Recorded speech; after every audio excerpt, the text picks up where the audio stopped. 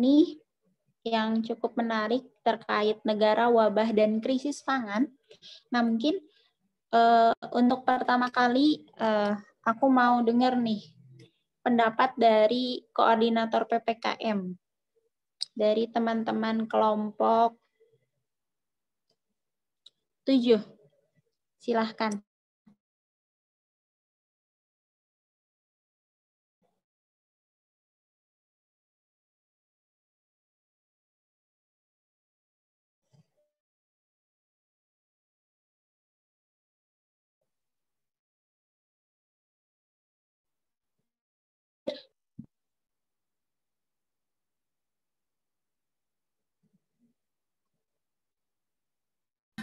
Hadir, Kak.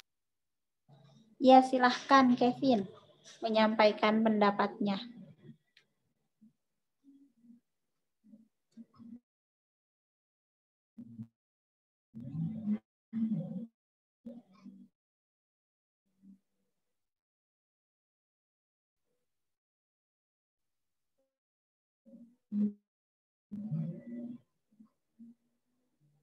Halo Kevin.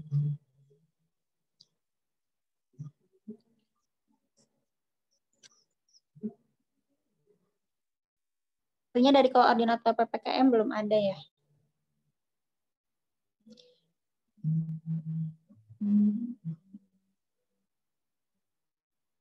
Mungkin kita lanjutkan dulu ke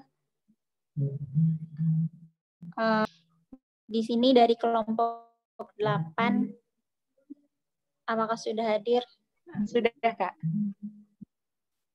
Ya, silahkan. Mohon maaf, Kak, ini masih disable untuk share screen. Langsung disampaikan aja, Nisa. Oh, baik. Waktunya 3 menit dari sekarang Ya, ya. baik, Kak. Assalamualaikum warahmatullahi wabarakatuh. Selamat siang semuanya. Jadi di sini kelompok 8 menjadi memiliki peran sebagai Menteri Pertanian RI, yaitu dengan adanya kebijakan dan program Kementerian Pertanian dalam menjamin ketahanan pangan di era pandemi COVID-19. Di mana ketahanan pangan ini merupakan topik yang ramai diperbincangkan dari berbagai pihak sebagai konsekuensi dari Bahkan Kementerian Pertanian agenda SOS atau emergency, lalu ada agenda temporary atau jangka menengah, lalu ada juga agenda permanen, di mana agenda emergency ini dibagi beberapa, ada membangun buffer stok pangan utama di daerah, yang ketiga ada padat daya pertanian, yang keempat ada social safety net, lalu yang keempat fasilitasi pembiayaan petani, yaitu melalui KUR dan juga asuransi pertanian. Yang terakhir yaitu adanya memperluas akses pasar melalui pengembangan toko tani dan usaha kemitraan. Lalu yang kedua yaitu agenda temporary, ada berbagai macam poin yang dapat kami temui, yaitu yang pertama ada padat karya lanjutan pasca COVID, yang kedua ada diversifikasi pangan lokal, yang ketiga supporting daerah-daerah defisit, yang keempat antisipasi kekeringan, kelima menjaga semangat kerja pertanian, yaitu melalui bantuan Saprodi dan Alsintan, keempat KRPL atau dapat kita sebutkan family farming, lalu ada mendorong kelancaran distribusi pangan, dan terakhir yaitu penguatan ekspor pertanian. Selanjutnya yaitu ada agenda permanen yang dapat dilakukan dengan jangka panjang. Yang pertama yaitu ada peningkatan produksi 7% per tahun, yang kedua ada penurunan losses menjadi 5%, yang ketiga ada ekstensifikasi tanaman pangan dan lahan rawa, berikutnya ada penumbuhan pengusaha petani, korporasi petani, pengembangan B30 dan kelapa sawit, lalu ada pertanian 4.0, lalu ada juga peningkatan ekspor 3 kali lipat dan juga peningkatan NTP. Dari strategi tersebut dapat dijabarkan sebagai berikut. Akan saya jabarkan dari 3 poin itu dengan perwakilan satu poin.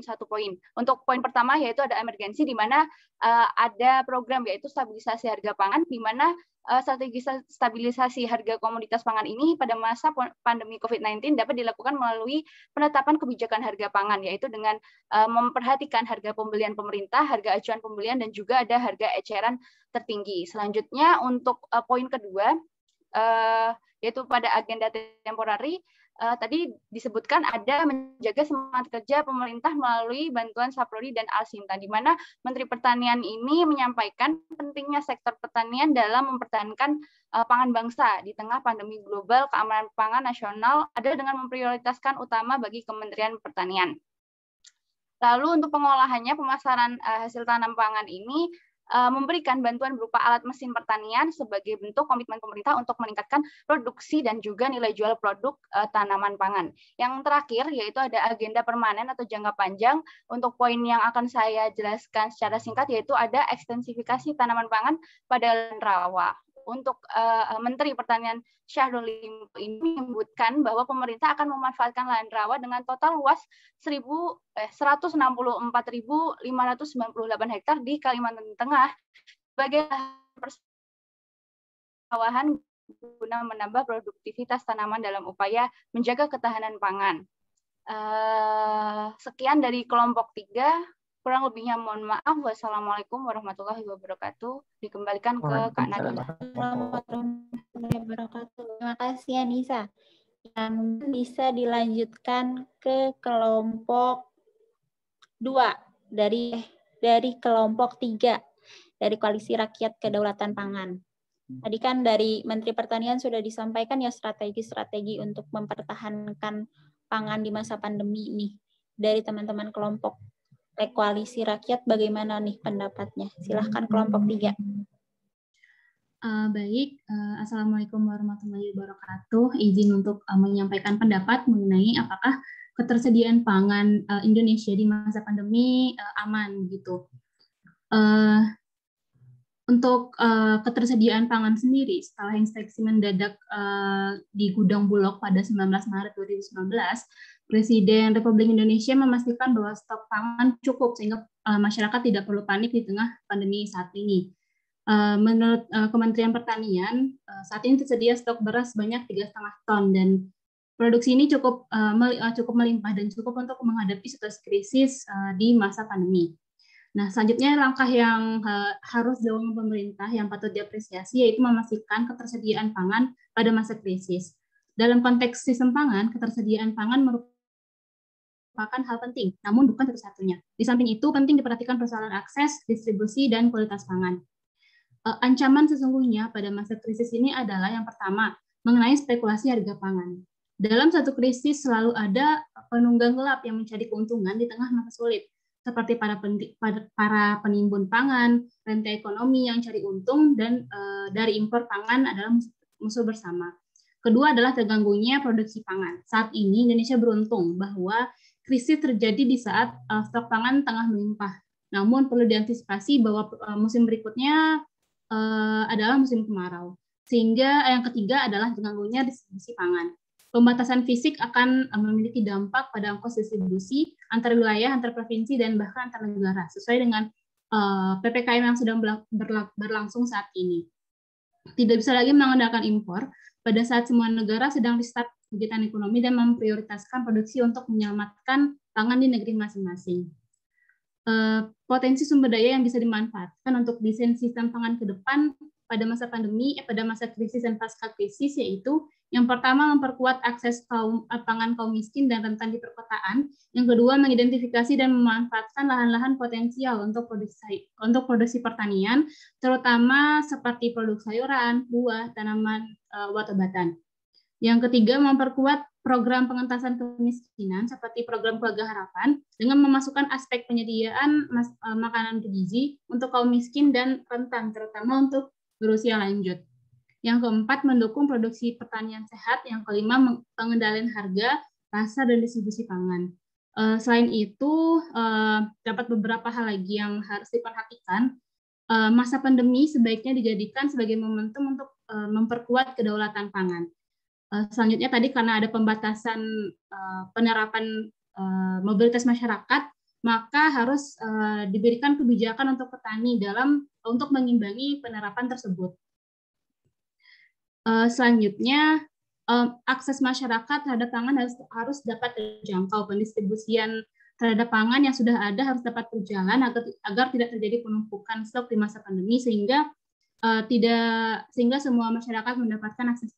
Mungkin itu saja dari saya dari bagian LSM. Terima kasih. Assalamualaikum warahmatullahi wabarakatuh. Waalaikumsalam warahmatullahi wabarakatuh. Oke, mungkin selanjutnya dari teman-teman kelompok 8 ya. Dari koordinator PPKM apakah sudah terhubung?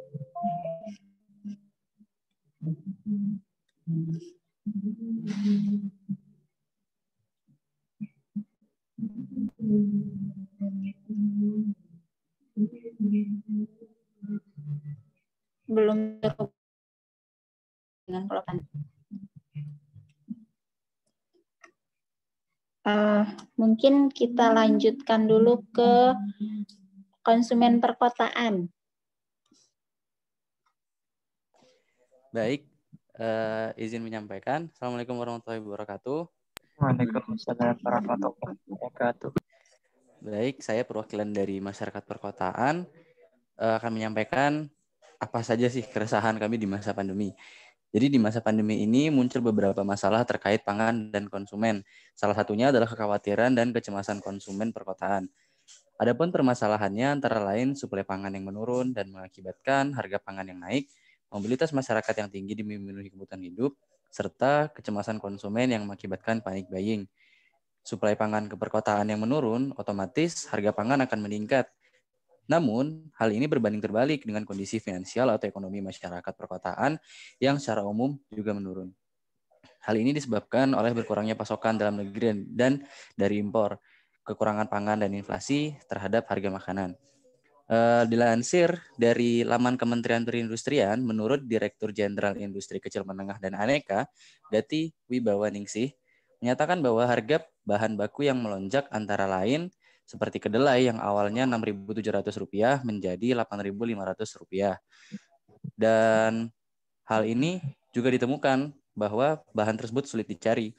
Kemudian beberapa contoh lainnya adalah gula pasir, di mana harga awal yang Rp12.500 per kilogramnya menjadi naik cukup tinggi menjadi Rp18.000 per kilonya.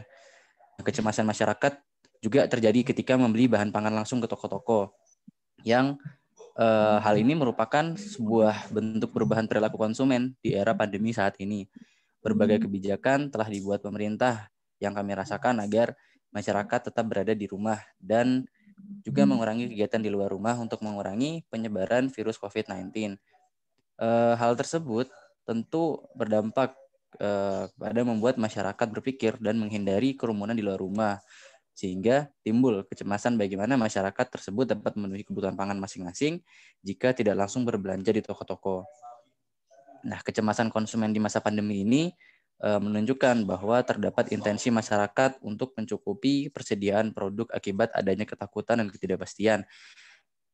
Lalu berdampak juga kepada konsumen membeli produk dalam jumlah besar untuk menghindari kekurangan pasokan yang akan terjadi di masa depan. Jadi, beberapa hal tersebut adalah yang dirasakan oleh masyarakat perkotaan ketika pasokan pangan yang mulai krisis atau berkurang di masa pandemi. Sekian dari kami, perwakilan masyarakat perkotaan. Wabillahi taufiq wal hidayah. Assalamualaikum warahmatullahi wabarakatuh. Waalaikumsalam warahmatullahi wabarakatuh. Terima kasih dari masyarakat perkotaan. Mungkin bisa dilanjut dari teman-teman Tanihub nih. Bagaimana penyediaan? Ya, silakan. Bismillahirrahmanirrahim. Assalamualaikum warahmatullahi wabarakatuh. Silakan, saya Hafid Adi Wiranto sebagai Ketua Public Relation Tanihub. Di sini ingin menyampaikan bahwa platform Tanihub pada era pandemi ini berhasil bertahan di tengah keadaan bisnis yang volatile. Saya mengutip perkataan Bapak Rici Gunawan, yaitu selaku Chief Marketing Officer Tanihub, pada artikel bisnis.com yang mengungkapkan bahwa Tanihub merasakan di era pandemi ini resilience atau ketangguhan bagi perusahaan sangat penting.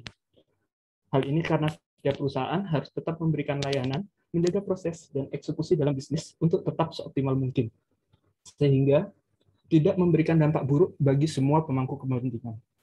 Di era pandemi, adanya pergeseran kebiasaan berbelanja masyarakat berhasil dimanfaatkan platform TaniHub untuk menarik konsumen luas khususnya agar menggunakan jasa kami.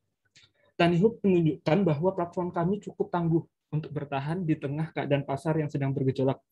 Kami selaku TaniHub memanfaatkan demand supply forecasting selama masa pandemi ini untuk memastikan pasokan komoditas yang kami dan permintaan selalu stabil, sehingga membantu petani dalam mendapatkan informasi untuk memenuhi permintaan pasar. Pada masa lockdown, seperti sekarang, banyak orang yang mengurangi mobilitasnya untuk melindungi diri dari ancaman virus, sehingga penjualan melalui e-commerce, khususnya platform kami TaniHub, mengalami lonjakan yang cukup signifikan. Hal ini terlihat dari peningkatan gramasi pembelian produk kebutuhan pangan seperti sembako, buah-buahan, dan sayur pada platform kami TaniHub meningkat selama diterapkannya PPKM oleh pemerintah. Maka dapat disimpulkan masyarakat menerima dan membutuhkan platform ini untuk memudahkan mereka dalam berbelanja kebutuhan pangan sehari-hari. Mungkin sekian yang bisa saya sampaikan. Kurang lebihnya mohon maaf. Assalamualaikum warahmatullahi wabarakatuh.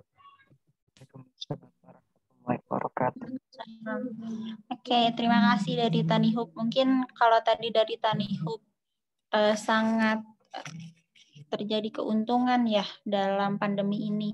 Nah, saya ingin bertanya kepada teman-teman dari tim eksportir bagaimana nih di masa pandemi ini terhadap ekspor produk pertanian di Indonesia. Silahkan kelompok 2. Baik Kak, saya Herlina Tasanisi izin memaparkan hasil diskusi kelompok kami, yaitu bagaimana dampak pandemi terhadap ekspor produk pertanian di Indonesia. Nah, dampak pandemi ini terhadap ekspor itu mengakibatkan adanya penurunan dan peningkatan nilai ekspor. Penurunan nilai ekspor yaitu di beberapa komoditas yang mengalami penurunan nilai ekspor selama periode 2019-2020 adalah kelapa sawit, karet, kakao, kopi, dan sarang burung walet. Penurunan tajam terjadi pada periode Januari hingga Juli 2020. Sarang burung walet mengalami penurunan yang relatif singkat pada bulan Juni 2020. Pandemi COVID-19 secara keseluruhan berdampak negatif terhadap kinerja pertumbuhan ekspor komoditas utama di Indonesia karena menyebabkan perdagangan yang tidak stabil. Nah, kemudian di sini ada contoh kasus dari penurunan ekspor, yaitu di buah-buahan terutama salak dan manggis. Menurut eksportir asal Indonesia, eksportir buah-buahan termasuk yang terkena dampak penurunan ekspor. Menurut Ketua Umum Asosiasi Eksportir Sayur dan Buah Indonesia, yaitu Hasan Joni Wijaya, mengatakan bahwa ekspor salak dan manggis ke Cina menurun sejak adanya kabar corona di Cina. Kemudian ada juga peningkatan nilai ekspor produk pertanian. Berdasarkan laporan Badan Pusat Statistik periode Januari sampai Juli 2021, yang menunjukkan ekspor produk pertanian tumbuh 8,72%. Nilainya mencapai 2,24 US dollar. Tren positif sudah ditunjukkan sektor pertanian di saat sektor lainnya melambat akibat dampak pandemi COVID-19 sejak tahun lalu. Kementerian Perdagangan mencatat kinerja sektor pertanian dan perkebunan masih cukup positif di tengah perlambatan ekonomi. Hal ini ditandai dengan masih berjalannya proses ekspor untuk beberapa komoditas seperti kopi, kapulaga, karet, sarang walet, hingga produk turunan kelapa sawit, terutama di sejumlah daerah. Kemudian ada satu contoh kasus dari peningkatan nilai ekspor produk pertanian, yaitu mangga harum manis, yang keberhasilannya yaitu dari petani mangga di Desa Gedangan, Sidayu, Gresik, yang menembus pasar Singapura untuk pertama kalinya merupakan salah satu bentuk peningkatan ekspor. Kepala Kantor Bea Cukai Gresik, Budi Kismulyanto, mengungkapkan selama pandemi UMKM telah menjadi penyangga perekonomian di daerah. Mangga harum manis asal Gresik diekspor dengan harga $5 Singapura atau setara Rp50.000. Kemudian ada faktor-faktor nilai ekspor produk pertanian. Menurut Lubis, faktor-faktor mempengaruhi ekspor di sektor pertanian pada pendekatan penawaran adalah harga produk pertanian, kapasitas produksi, kurs, impor bahan baku penolong, serta harga bahan bakar minyak. Nah, upaya peningkatan nilai ekspor juga dibantu oleh dorongan dari Kemendag, yaitu Kementerian Perdagangan melakukan dua pendekatan produk dan pendekatan pasar. Kemendag memfokuskan pada produk-produk yang mengalami pertumbuhan positif selama pandemi, antara lain sayuran, buah-buahan, kelapa, cengkeh, pala, kacang mete, dan kapulaga. Untuk membuka pasar sektor yang lebih luas, Kemendag memaksimalkan keberadaan perwakilan perdagangan di luar negeri untuk mengawal keberlangsungan ekspor. Sebagai langkah yang telah dilakukan pemerintah untuk meminimalkan dampak pandemi COVID-19 terhadap kegiatan ekspor, yaitu pemberian intensif usaha berupa pembebasan PPh 22 impor, menyepakati pembukaan jalur perdagangan pada masa pandemi COVID-19, mendorong peningkatan daya saing melalui digitalisasi, inovasi, dan kewirausahaan, mendorong peningkatan ekspor 3 kali lipat, melakukan upaya ekstraordinari berupa pengembangan smart farming untuk memastikan komoditas ekspor pertanian memenuhi persyaratan yang ditetapkan negara tujuan. Sekian yang dapat saya sampaikan. Terima kasih. Oke, terima kasih Herlina. Mungkin bisa dilanjutkan oleh teman-teman dari Menteri Pertahanan ya, bisa menyampaikan progres dari proyek besar food estate.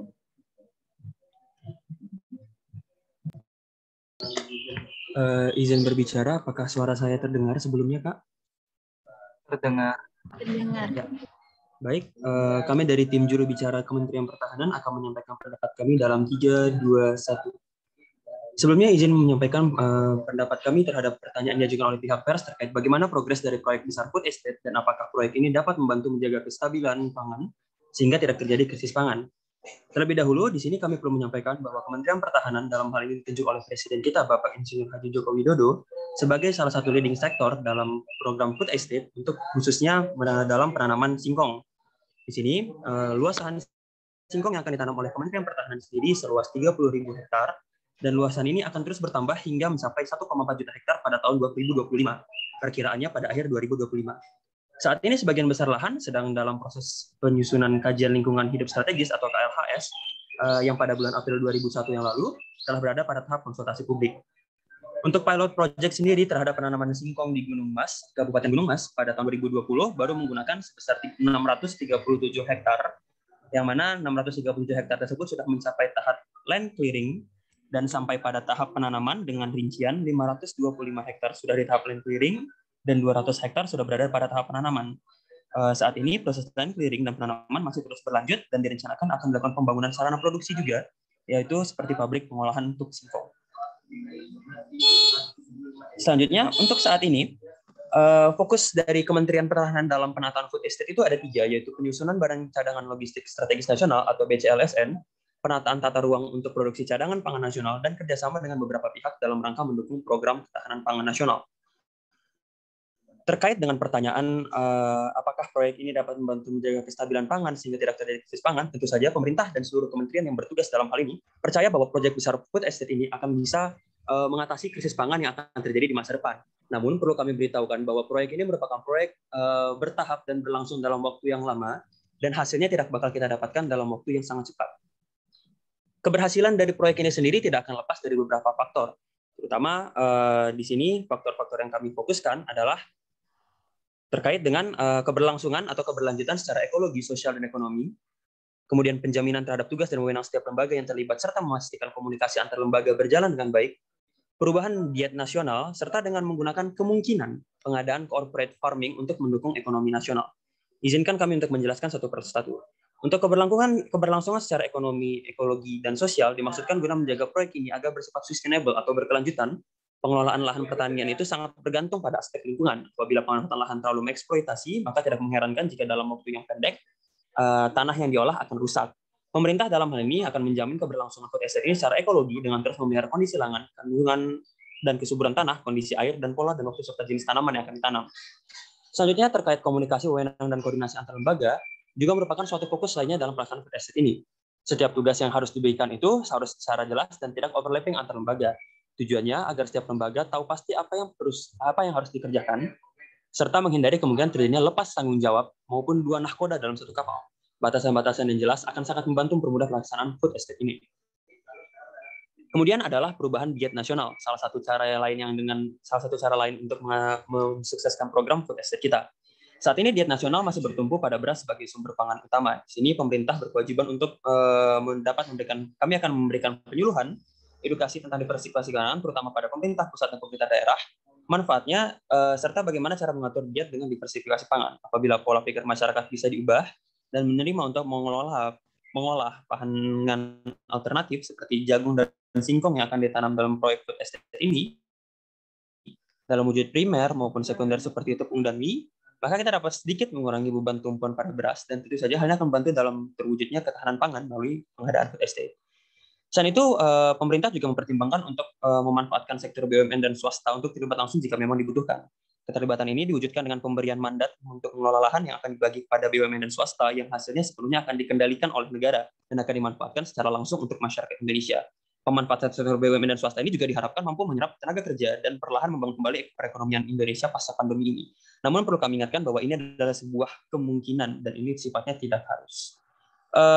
Mungkin untuk jadi izinkan saya menambahkan sedikit.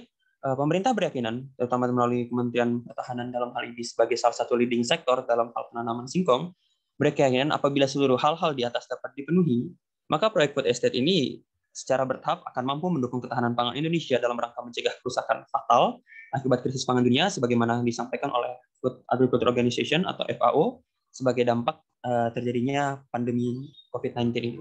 Sekian dari kami sebagai tim juru bicara Kementerian Pertahanan. Atas segala kurang dan salah kami mohon maaf. Wabillahi taufiq wal hidayah. Wassalamualaikum warahmatullahi wabarakatuh.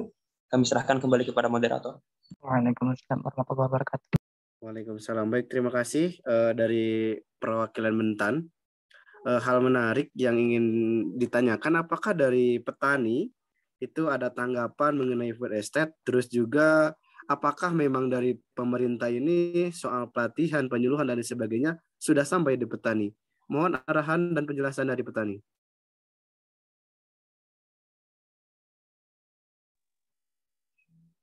Baik, Assalamualaikum warahmatullahi wabarakatuh. Waalaikumsalam warahmatullahi wabarakatuh. Selamat siang semuanya. Jadi di sini saya perwakilan kelompok 9 berperan sebagai petani Kulon Progo, korban pembangunan Bandara Internasional Yogyakarta.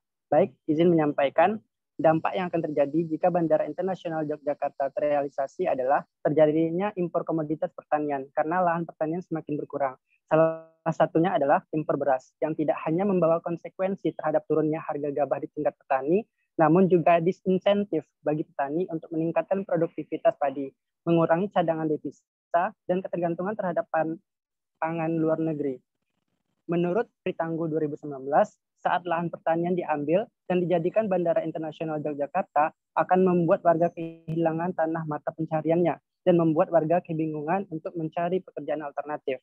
Selain itu, juga terjadi penurunan produktivitas lahan pertanian yang akan berdampak pada ketersediaan pangan di Yogyakarta. Tidak hanya keterancaman petani dan lahan pertanian, tapi juga akan ada keterancaman ketersediaan pangan di Yogyakarta.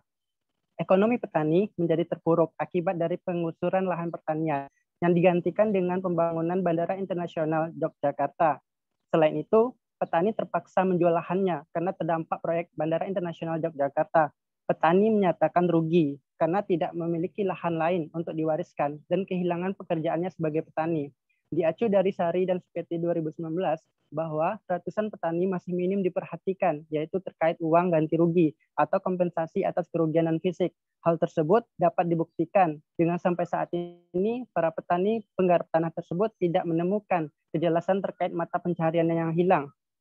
Pada kondisi sekarang ini, pandemi COVID-19 mengakibatkan terjadinya penurunan nilai tukar petani atau NTP karena turunnya harga komoditas pertanian. Rendahnya NTP menyebabkan penurunan insentif petani untuk melakukan penanaman di musim selanjutnya.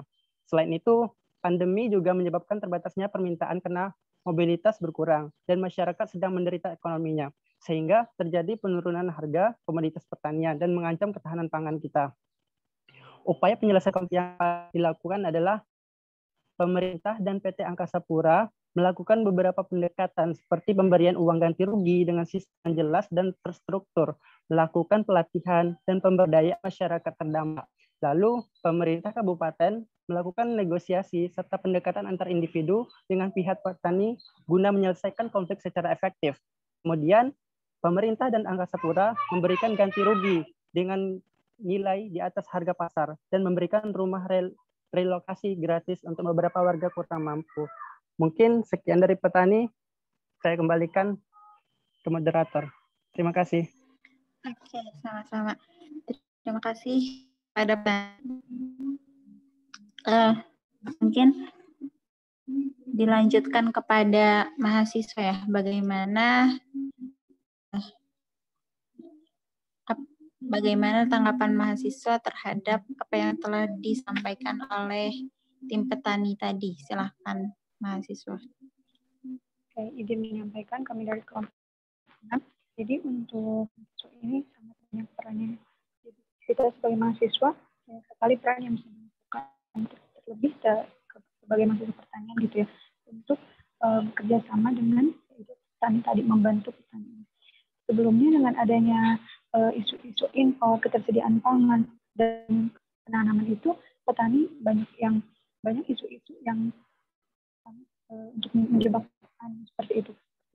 Sekarang ada isu impor cabai itu membuat petani menjerit dan menyebabkan harga cabai sangat menurun. Nah, untuk peran mahasiswa, kita sebagai mahasiswa bagaimana gitu dengan adanya krisis ketahanan pangan serta dibarengi dengan COVID-19 seperti ini. Yang pertama, kita harus bekerja sama dengan petani seperti halnya membuat susunan program pertanian seperti urban farming seperti itu, dilanjutkan dengan memanfaatkan kondisi-kondisi lahan yang ada di pemukiman gitu, saling bekerja sama membuat kelompok baik itu antar mahasiswa, baik itu gabungan bersama gabungan dapat menjadi seluruh daerah gitu, untuk kerjasama untuk menciptakan ketahanan pangan yang sustainable seperti itu. Nah, untuk akses pangannya kita mohon maaf suaranya putus-putus, Revi. Oh, cek apakah terdengar? Iya, sudah. Oke. Untuk selanjutnya yaitu kita juga bisa berinovasi menciptakan varietas unggul. Misalkan contohnya seperti IPB3E seperti itu, supaya petani menciptakan produk yang banyak tapi meskipun dengan keadaan yang terbatas. Begitu mahasiswa juga bisa mendapatkan ilmu-ilmunya kepada masyarakat dengan mengambil peran kepada masyarakat, mengadakan program penyuluhan, desa pertanian, sekolah pertanian, dan memberdayakan masyarakat petani dalam mengelola pertanian. Kita juga dengan mendampingi petani menjadi sahabat petani mulai dari tahap perencanaan, pelaksanaan, serta evaluasi. Baik juga bisa dengan mendampingi dalam proses peningkatan budidaya padi. Itu membantu juga para petani mencari cara untuk penanggulangan kegagalan hasil akibat adanya penurunan. Itu juga bisa kita membantu petani dalam marketingnya, dalam pemasarannya, dengan membuat e-commerce seperti itu, dengan menggunakan teknologi seperti yang telah tadi dijelaskan juga, menciptakan teknologi yang itu memang bisa membantu dan membuat kegiatan petani itu se-efisien mungkin. Itu mungkin itu dari kelompok kami, daripada peran mahasiswa. Terima kasih, telah dikembalikan kepada moderator. Oke, terima kasih. Terakhir dari teman-teman koordinator PPKM, silahkan untuk menyampaikan bagaimana kebijakan PPKM level Jawa Bali ini membantu perekonomian petani. Silahkan. Ya, baik Kak, izin masuk. Apakah suara saya terdengar? Terdengar, Kevin. Oke, baik. Baik, saya akan menjelaskan tentang PPKM, di mana kesehatan perekonomian dan ketahanan pangan. Jadi aspek-aspek yang sangat berkaitan dan saling mempengaruhi di era pada saat ini. kasus COVID-19 yang melonjak dan dinilai sangat ganas ini akhir-akhir ini menyebabkan Presiden kita yaitu Joko Widodo memberlakukan pemberlakuan pembatasan kegiatan masyarakat atau yang kita sebut yaitu PPKM. Hal ini juga kemudian menyebabkan guncangan ekonomi baik skala negara maupun skala rumah tangga, di mana pemerintah telah menerbitkan 2 instruksi Mendagri, yaitu Instruksi Mendagri nomor 22 tahun 2001 terkait pemberlakuan PPKM level 4 untuk kabupaten atau kota di wilayah Jawa dan Bali. Dan Instruksi Mendagri nomor 23 tahun 2021 berkaitan dengan pemberlakuan PPKM Mikro level 4 dan level 3 untuk kabupaten kota di wilayah luar Jawa dan Bali. Nah, kedua instruksi Mendagri tersebut berlaku sejak tanggal 21 hingga tanggal 25 Juli 2021. Selain itu, pemerintah juga berupayakan meningkatkan frekuensi testing dan tracing serta membangun pusat isolasi tempat di setiap perumahan yang padat penduduk di kawasan aglomerasi. Nah, Kementerian Pertanian selaku lembaga teknis yang bertanggung jawab dalam bidang pertanian juga itu menyiapkan berbagai strategi untuk menghadapi tantangan ketahanan pangan di masa pandemi seperti ini, di mana seperti program peningkatan kapasitas produk melalui food estates di daerah Kalimantan Tengah, Sumatera Utara, Sumatera Selatan, serta Papua, di mana diverifikasikan produksi dan konsumsi pangan, fasilitas cadangan pangan di berbagai daerah, fasilitas pemasaran komoditas pertanian melalui toko tani Indonesia yang dimana dan beberapa paket juga paket jejaring pengaman sosial. Nah, pemerintah juga bekerja sama dengan Menteri Perdagangan yaitu Muhammad Lutfi untuk memastikan stok pangan dan harga pangan selama PPKM darurat dan PPKM level 4 periode tanggal 3 sampai tanggal 25 Juli 2021 di daerah Jawa dan Bali yang memantau stabilitasnya yang sangat stabil dan terkendali. Dan juga Direktur Central of Economic and Law Studies atau CELIOS, Bima Yudhistira juga mengatakan bahwa komoditas pertanian yang berorientasi pada pasar ekspor tidak akan terganggu pada saat PPKM darurat.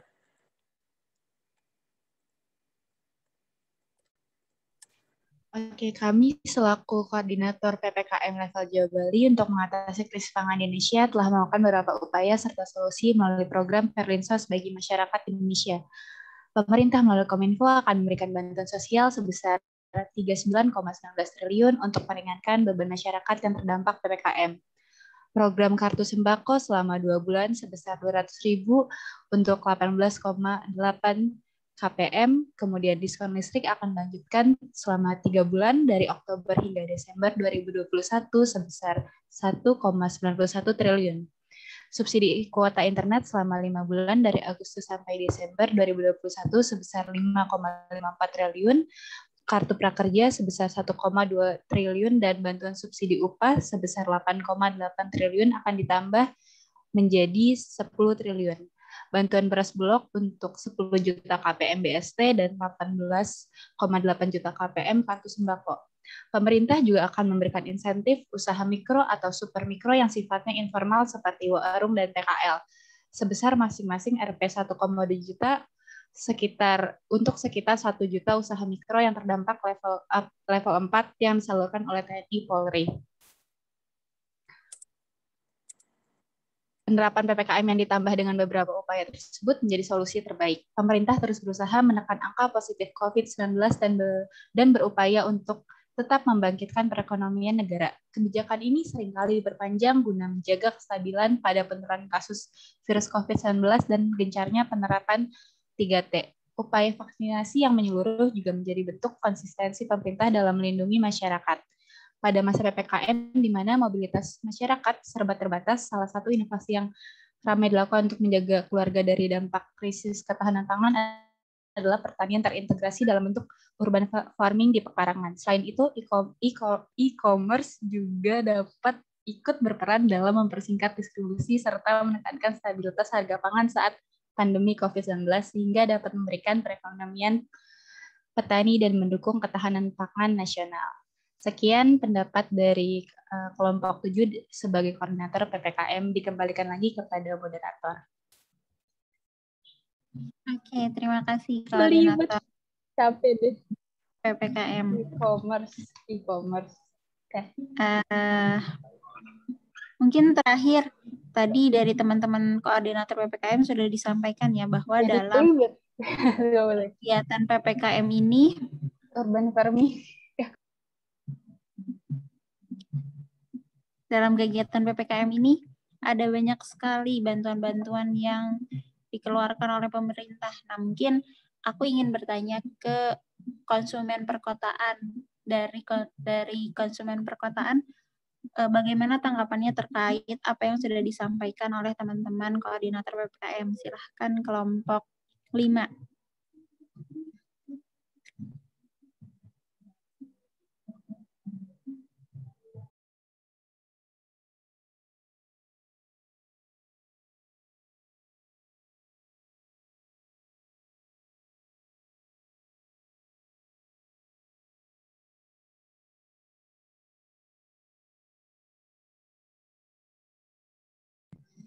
Bagaimana, apakah dari konsumen perkotaan ada tanggapan?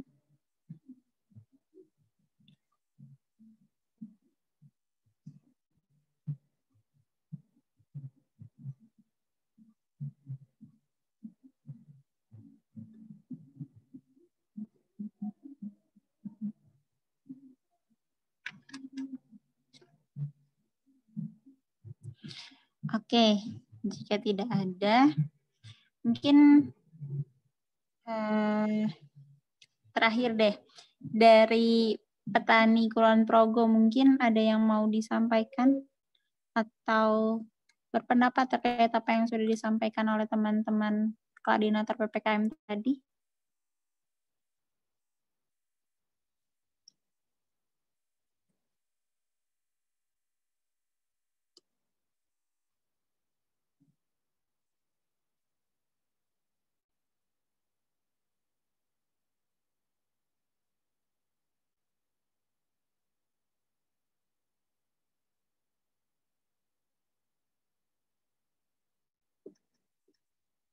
Tidak ada juga ya. Jika tidak ada, mungkin kita akhiri ya diskusi pada sore hari ini. Sebelum kita akhiri kuliah pada sore hari ini, mungkin saya kembalikan kepada Prof. Syukur. Jika ada yang mau disampaikan, Prof, silahkan. Baik, makasih Mbak Nadila. Ya, saya menikmati apa yang tadi disampaikan dan disiapkan oleh para stakeholder ya, menyikapi isu terkini. Saya kira sangat baik tadi ya, berbagai peran yang dimainkan ya oleh masing-masing kelompok ya. Didasarkan kepada data-data yang ada di baik itu di web maupun di media massa. Saya kira sangat baik ya informasinya, bisa kita ikuti dengan baik ya. Memang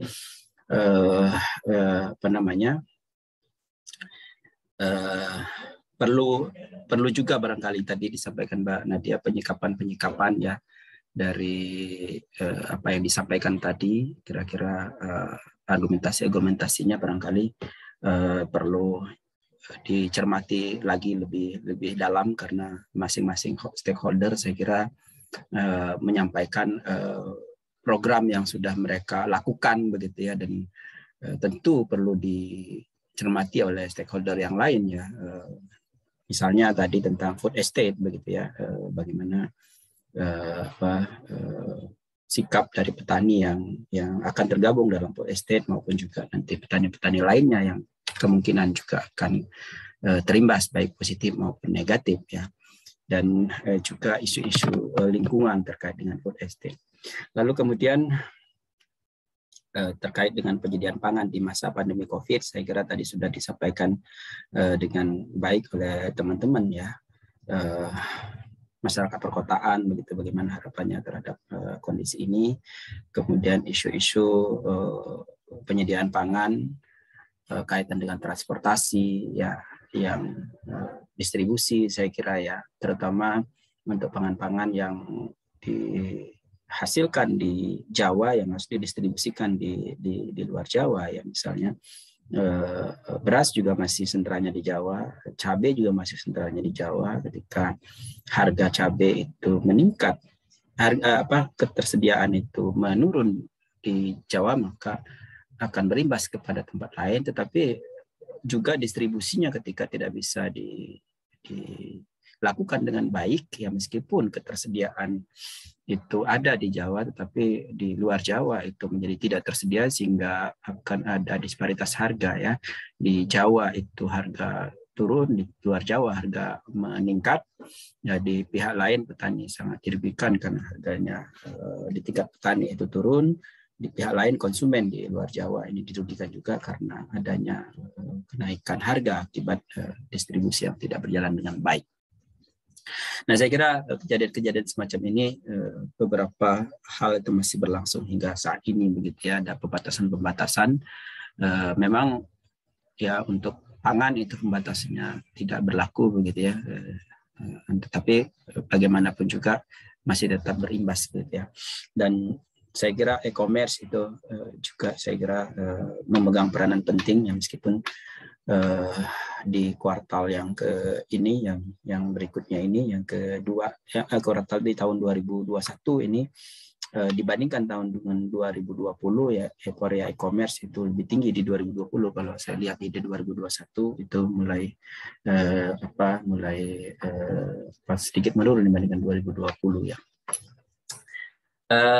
Overall secara keseluruhan saya kira teman-teman sudah menyiapkan dengan baik. Cuma perlu ditingkatkan lagi sesi diskusinya ya Mbak Nadia ya, agar tanggapan satu dengan lain atau umpan balik yang disampaikan oleh Mbak Nadia segera ditangkap dan dicerna, kemudian ada feedback yang baik dari teman-teman semua. Nah, mengenai kuliah dan tadi praktikum itu sudah saya rekam sehingga nanti saya akan upload di YouTube, dan bagi teman-teman yang sinyalnya kurang baik ini bisa diulang kembali untuk diputar ya, termasuk juga praktikum tadi. Oleh karena itu Mbak Nadia mungkin saya nanti bisa dimasukkan ke WA group untuk kelompok ini untuk sementara waktu begitu ya, sehingga saya bisa posting dan berkomunikasi lebih lanjut jika ada pertanyaan-pertanyaan melalui WA group. Nah, untuk itu waktu saya kira sudah cukup ya, dan terima kasih atas partisipasi semuanya dalam kuliah ini. Kelas yang sangat besar ya, atas 90 orang ya, 92 posisinya dikurangi saya dengan Mbak Nadia, 90. Ini mudah-mudahan bermanfaat ya bagi kita semua diskusi kita kali ini, dan di samping mengasah pengetahuan kita tentang kondisi terkini tentang